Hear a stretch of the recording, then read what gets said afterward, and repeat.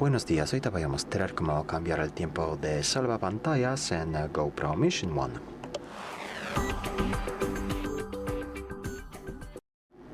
Para eso, abrimos el centro de control de esta manera, con este gesto, y buscamos aquí el icono de preferencias, este icono. Luego, dentro de ajustes, buscamos la pestaña pantallas. Entonces, pantallas, y aquí aparece el salvapantallas.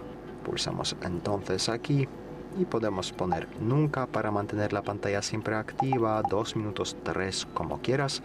Después de eso hay que simplemente salir de aquí con el gesto atrás y el cambio, como ves, ya está introducido. Muchas gracias por ver el vídeo, te invito a comentar abajo, suscribirte al canal. Hasta luego.